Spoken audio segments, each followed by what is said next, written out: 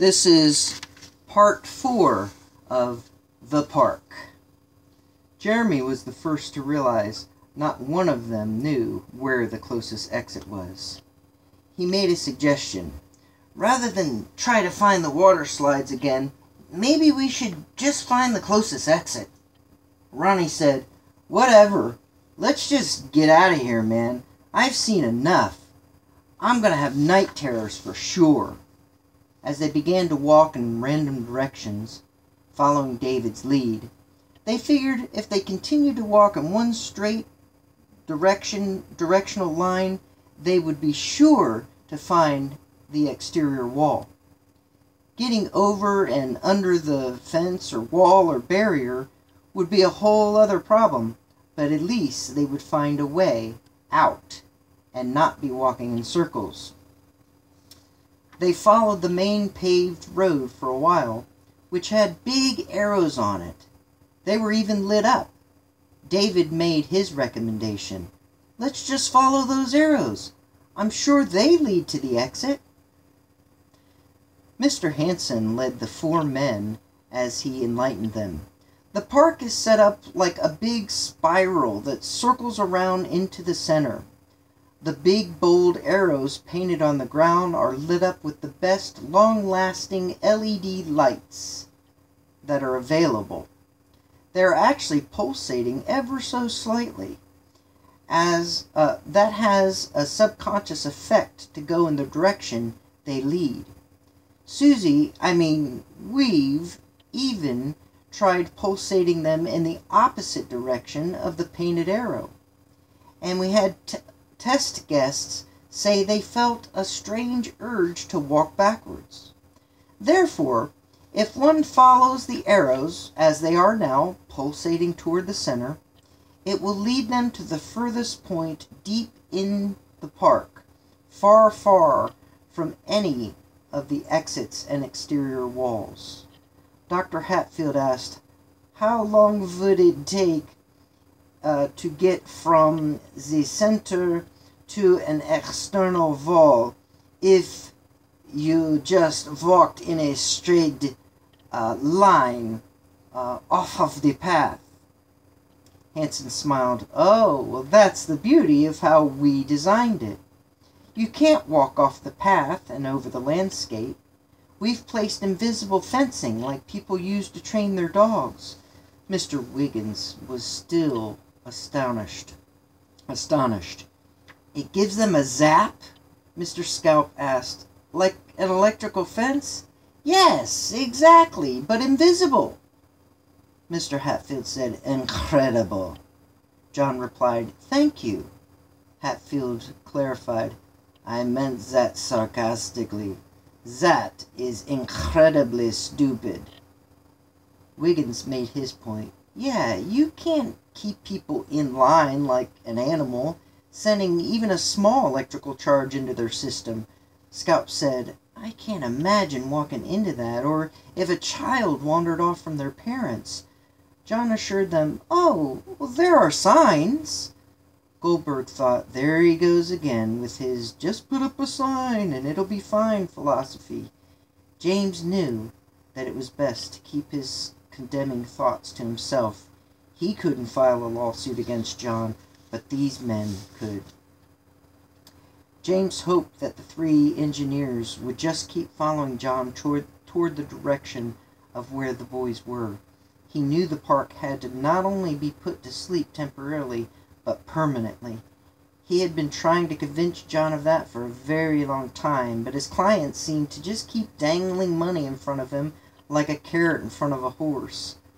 John even promised to pay James a retainer fee once the park had been opened officially. That extravagant amount of money would allow Goldberg to not worry about finding any additional clients. James was realizing now that was the cheese in the center of the rat maze. He knew John was secretively hoping the engineers would find a way to just put Susie into a coma so he could later revive her and go on as planned. John admitted to himself that at one point He felt that way too, but it was all out of greed. This project had gotten way out of hand. After seeing Susie almost killed those boys, who he thought were dead, James knew, even if the park was running smooth, it was a huge liability. As the official lawyer, he would be swamped trying to defend it. He listened to John go on and on as John promised the men, "We will even provide a helicopter ride for all of you from the center to the front of the gate, to the front parking lot gates. It would take approximately 3 hours to walk back the way we came in." John continued to explain as they moved closer to the lake. "You see, gentlemen, when people have to walk back through the way they've already come, they get distracted and keep stopping to spend more money, as well as, of course, enjoy the fine detail, features, and the true beauty of the park." Mr. Wiggins noted how strange it was that Hanson talked about this park as if it was his new bride. Mr. Scout confronted John. "You sound obsessed with it."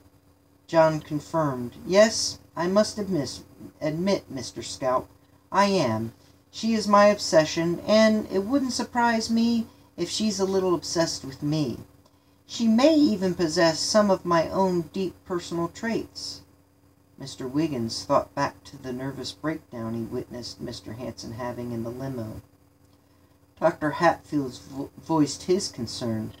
"Look, I know we have to get those boys and help them, but honestly, fellas, only so many of us are needed to help the boys, while the rest of us could be defusing the generator, running this place." John agreed, asking his lawyer if he would mind focusing on getting the boys and making sure they don't leave the Lake of Goo area. Mr. Scout volunteered to go with James. "John, wait," James Goldberg said as he grabbed John's arm. He looked him in the eyes, man to man, and said, "John, it's time. It's time to call for help." The other men looked at each other, shocked with the fact that the authorities were not already involved. Dr. Hatfield said, "They don't know?" Mr. Wiggins said, "They should have been involved long ago." James informed the men, "The government, actually the national authorities, are fully aware. I involved them once the park—" "Susie," John added. James continued, "Yes, once the park started fully functioning." John emphasized, "Once she started to not only breathe, but move her appendages."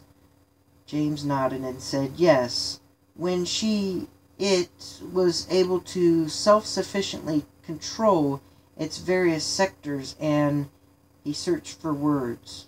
John helped. "Able to independently move her limbs." James' facial expression showed that he didn't want to keep humanizing the park. Mr. Wiggins jumped in. "So, there is a national alert to what's happening here, right?" James said, "Yes, there is, but—" Mr. Scout said, "Another but." James showed reluctance.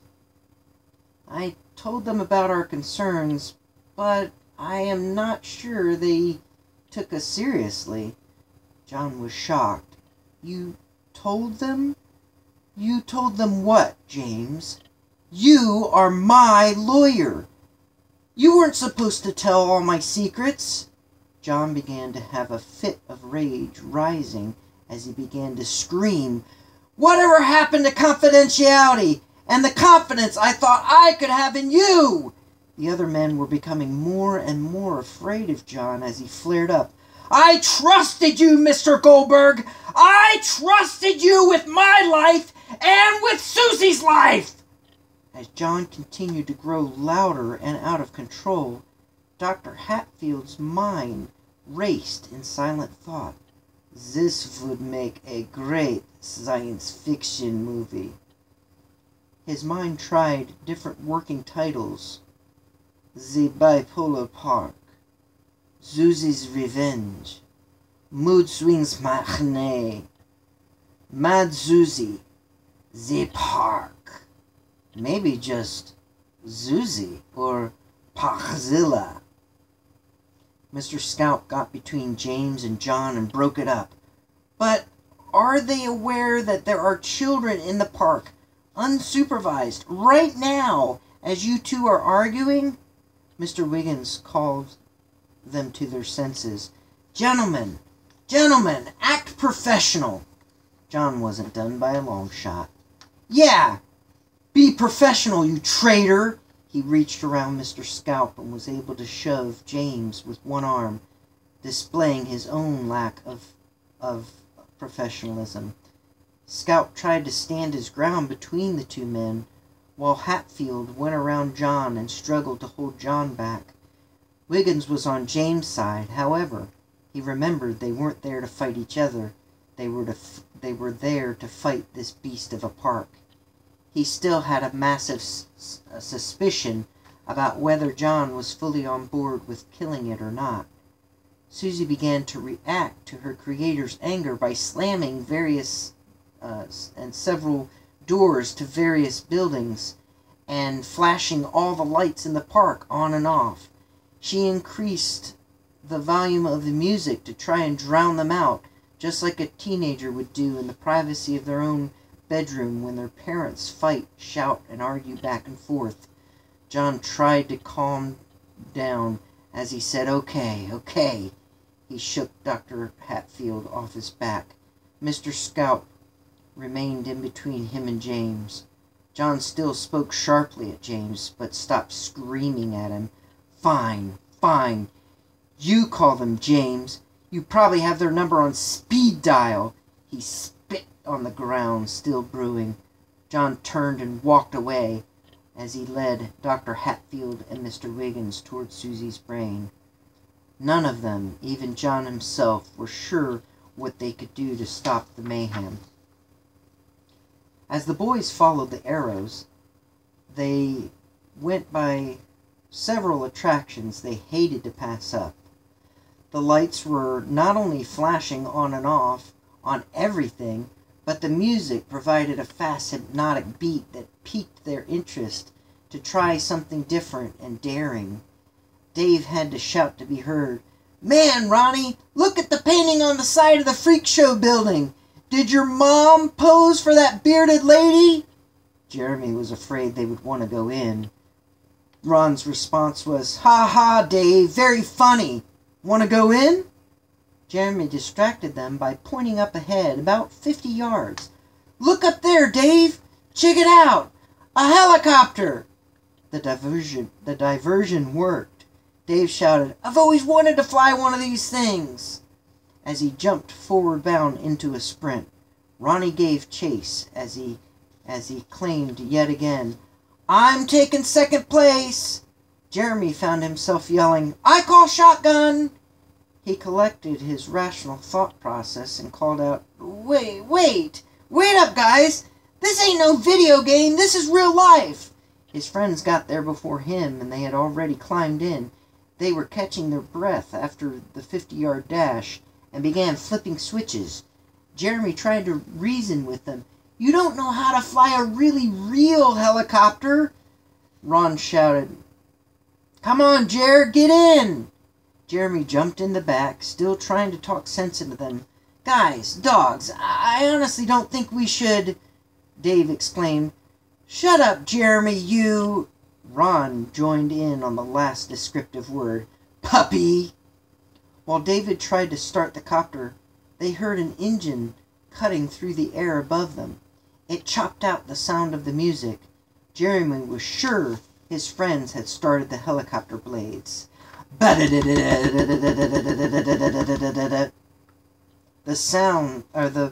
tree around them were swaying. Susie shut all of her lights off and stopped her music as if to hide, throwing everything into complete darkness. That's when they saw the powerful floodlights coming from the sky. David blamed Ronnie. "What did you do? What did you touch, Ronnie?" Ron cast blame. "Jeremy, what did you do?" That's when they realized it wasn't their own vehicle, but another helicopter overhead.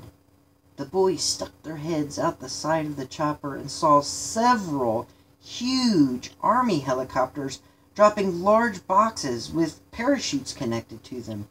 Jeremy whispered, "Someone contacted the authorities." Mr. Wiggins was relieved to see that someone contacted the authorities, and the officials were coming in and hovering over several parts of the park.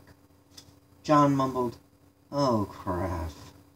Mr. Hatfield pointed out, "Look, they're dropping crates." Mr. Wiggins asked, "Why don't they land?" John smiled as he spoke. "We already have the helicopter landing pad full." John was still holding on to the hope that they'd leave his baby alone. Mr. Wiggins was wishing they'd propel men armed with machine guns down to enforce justice. Dr. Hatfield asked, "Should we thrown out on the ground, showing them our hands?" John just stood there watching the crates fall. Mr. Scalp was drilling James with questions as they entered the stadium seating for the Lake of Goo. James explained, "Those cartons they're dropping, they're full of an extremely large and extremely deadly medication. We'll stop this, Mother." He reached for his cell phone and dialed John as he finished telling Mr. Scalp how John had told him what drug slowed Susie down. "In large enough dose, it will kill her." Mr. Scalp said, "Too much of anything will kill you. That's at least true with humans. I hope it applies to this machine." Mr. Goldberg held up his hand as John answered. "John, it's James." John just handed the phone to Hatfield. "Hello?" the doctor said. James asked for John. "No, John is actually walking away. This is Dr. Hatfield here." Mr. Goldberg clued Dr. Hatfield in. "Listen, John has been wanting to just find the right balance of chemicals to make the park run evenly and flow smoothly as it should. Each of those trunks has a serum in it to not just slow her down, but take away her ability to function altogether. We have to inject that into Susie." Mr. Wiggins was trying to listen as John walked further and further away from them. Dr. Hatfield said, "I am no doctor of medicine, but if I understand the way John created this park, we most likely be able to inject it into any of the cables, the veins, like the one behind the funhouse we saw, and it will travel through the or her whole system." Wiggins was leaping for joy. James heard him shouting in the background, "Yes, yes, I'm sure that will work." The searchlights over their heads were still there, but were flushed out as Susie turned all of her lights on again. The soldiers above the park heard a low frequency beginning to reverberate and gain intensity. The colonel on board one of the helicopters spoke into his mouthpiece. "It sounds like she's rebooting. This is for real." He wanted to tell his commander, "I told you so," but he knew better. "We're going to retreat, just in case there's an explosion, General." "That's affirmative." "No, negative." "We will have to get a safe distance away for the whole team." 10-4, Roger. Over and out. As they pulled away, the colonel gave all the men the orders. I want all choppers out at least 1 mile from the site. She's a big mother. There may be several explosions. We just don't know exactly what we're dealing with here. The armed forces rushed off. James was still on the phone with Dr. Hatfield. Mr. Wiggins told Hatfield to ask what they might expect to happen when they executed the park in this way. Dr. Hatfield asked, and then he relayed the message. He has no idea. He told me to think of the park as human. Wait, maybe... Okay, we'll call you back. He hung up. Mr. Wiggins asked, maybe what? Don't tell me he has another big butt. Hatfield smiled at the expression. No, Bud. Ha ha ha. Wiggins appreciated his friend's attempt to lighten up the mood with a little humor, but then he asked, seriously, but what? Hatfield said, she may have some seizures as a reaction to the antidote. By this time, Mr. John Hanson was far away from the other men. It appeared to them that he had just wandered off aimlessly to try to avoid the whole situation. As John walked, he spoke softly to Susie. They understand how machinery works.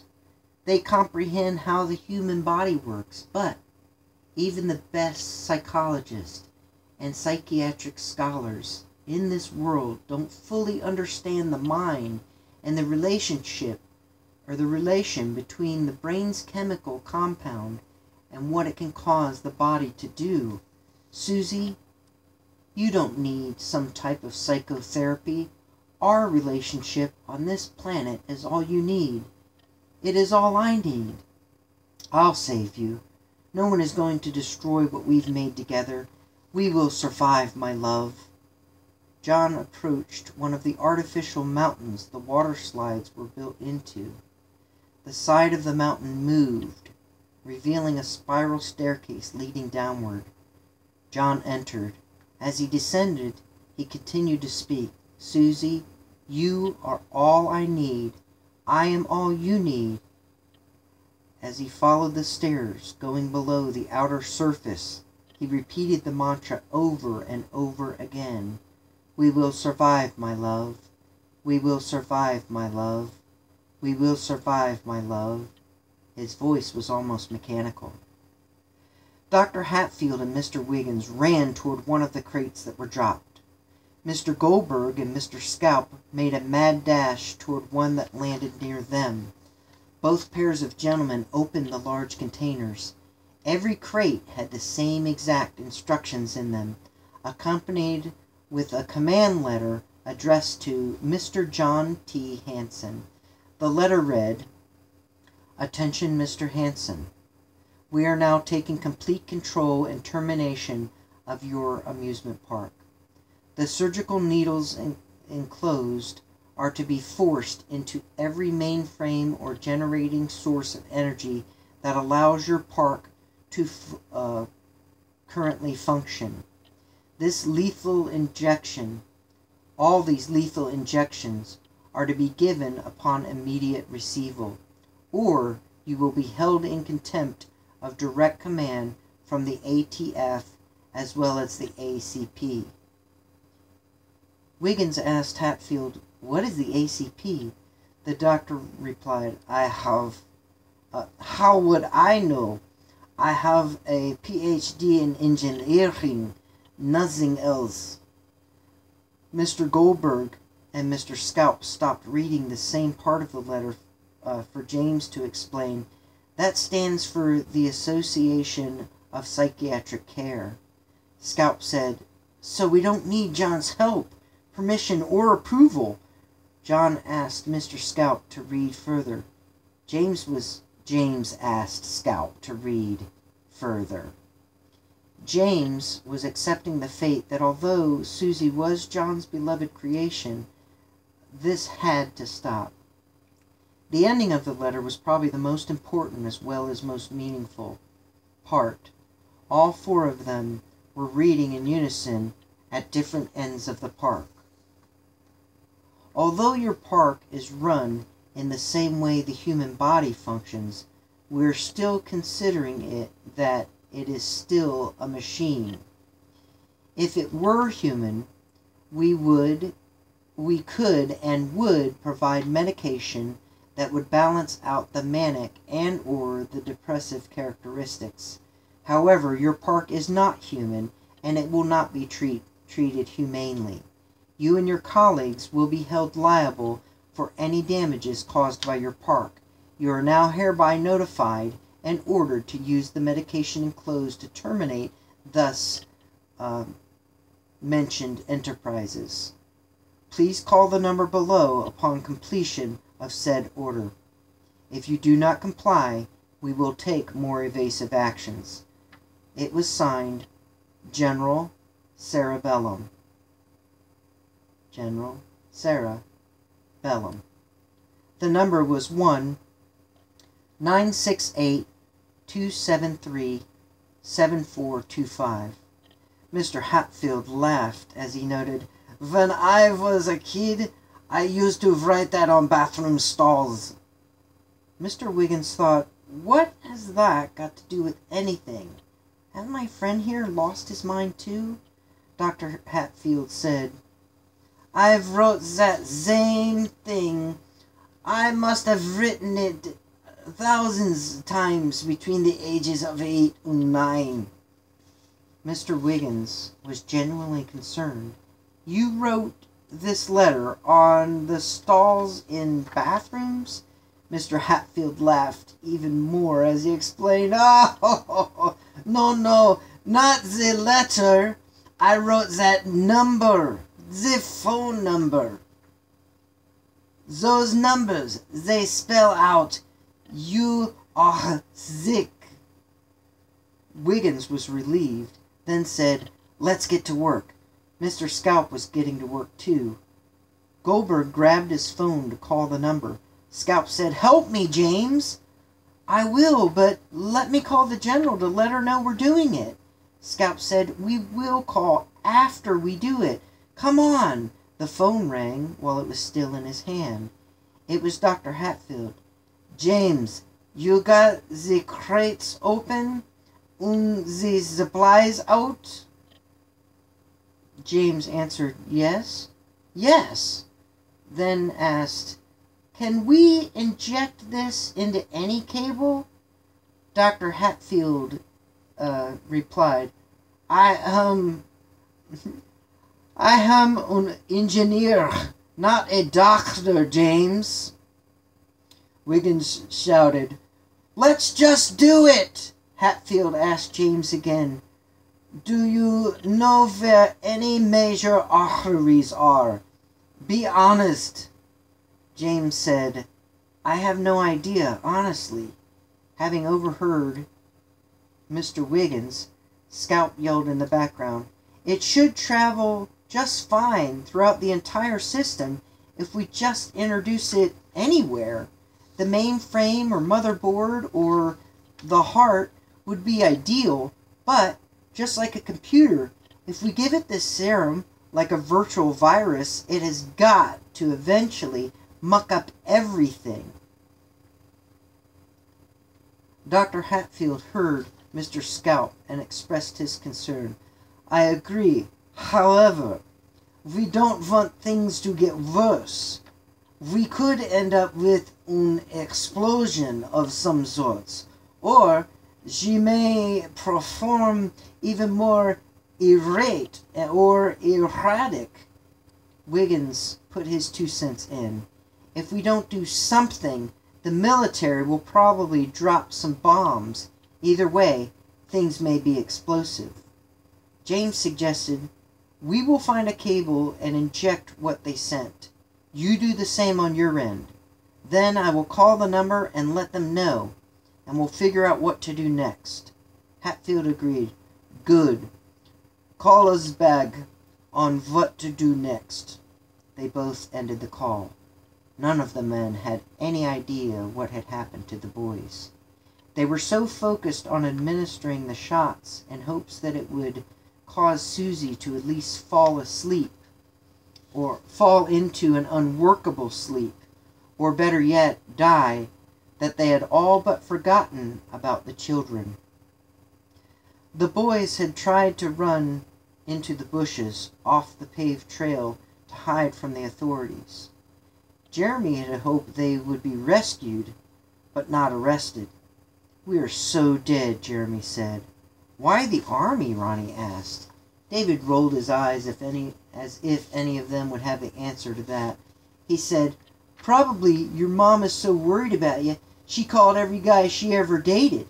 Don't worry, Ronnie. She'll find you a good daddy." Ronnie inched back further from the path and deep into the bushes. "Ow! Something bit me! Shh! Stop it, you guys! This is serious!" Ronnie kept checking his back.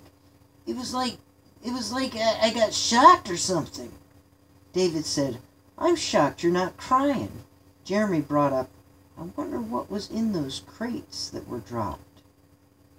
Mr. Scalp and the lawyer were at their end of the park, next to the lake of goo, while Dr. Hatfield and Mr. Wiggins were at the other end, near a small train depot. Wiggins already had one of the massive syringes unpacked. "They are really heavy," he told Hatfield. Hatfield asked, "Did you see where we are, Mr. Wiggins?" Wiggins turned to read the sign. The train of thought. Perfect. Hatfield was about to screw the 5-foot needle onto the 6-foot capsule his partner was holding, when a flood of foul-smelling liquid came rushing down the pathway. The men ran into the depot and jumped onto the train to escape the flood. Wiggins cried out, "Oh, gag! The lake of goo must have overflowed." The nasty smelling fluid flowed past them. The train began to move. Hatfield jumped off with the sharp needle in his hand. "Jump off! Jump off!" Wiggins set the heavy cylinder down. He reached for it, but it had rolled off the bench and under the train's seats. The train was quickly picking up speed. In a panic, he leaped off. The phone rang. Wiggins expressed his frustration. You better get that. Maybe they already used theirs." James shouted into the phone, "We just used one of ours, but... Hatfield took a deep breath. "But what, James?" James continued, "But Susie's reaction was violent. I think she threw up. But it's okay. That must mean it does affect her system. Also, it's all going to be okay. I just recall John telling me one of the ways to get to her heart, brains, and lungs, by taking the train of thought. I'm not really sure what station you'd get off at, but if you could just find the depot and get on that train..." Hatfield stopped Goldfield right there. "The train has already left the station. And, to top it off, the top part of the syringe containing the meds was on it. I am holding just the needle." Goldberg paused. Wait, that's okay. It's going to be all right. There are more capsules in the crates, but only one needle. Listen." James gathered himself and gave further instruction, while his partner, Mr. Scalp, was attaching their own needle to another cylinder. "Look in the crates, under the packing peanuts. You and Mr. Wiggins attach the needle that you have to the end of all 6, well, now 5, syringes, one at a time. There at the station, you'll find large cords or thick cables, maybe even something that resembles a circuit box. Inject that syringe into a different place. When we stuck it into a pipe here, it looked like it could swell to the point of bursting. We don't want Susie to. We want Susie to ingest, not reject this medication. Make sure you don't blow the vein. Wiggins demanded, Okay, put down the phone and come on. He raced back to the crate. Hatfield said, We're on it. You call the UHSIG number and tell Bellum that it's being done so they don't drop and bomb the entire area. He hung up and waited for Wiggins to return. James had no idea why the doctor called it the "You Are Sick" number, but as he dialed, he noticed the letters matched up. Oh, I get it. He was amused. Mr. Hatfield held the huge surgical needle while Mr. Wiggins turned and tightened the syringe containing the prescribed drug. By this time, James finished his call with General Sarah Bellum. He saw Mr. Scout struggling to lift the antidote by himself. With the needle attached, it was twice as tall as him. They sank the sharp end into what looked more like an air vent than a cable. As they pushed the top, the ground shook like an earthquake. It was Susie gasping for air. The other two men stabilized themselves as they pulled their now empty shot out from a pipeline leading to underneath the railroad track. The roof of the depot collapsed while the rails began to flex. Susie was having a mechanical seizure. There was a loud explosion in the distance as the train derailed. Susie was becoming more and more deranged as the explosion caused the hypodermic container left on the train to shatter, releasing the chemicals. They slowly seeped into her soil. All four men went to each freight box they could find to finalize the treatment. They wanted to use every last drop. There was no such thing as too much.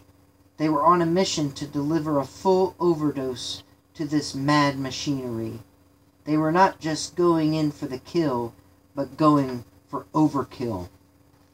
They were determined to shoot it up until the soft brain tissue was flooded and irreparable.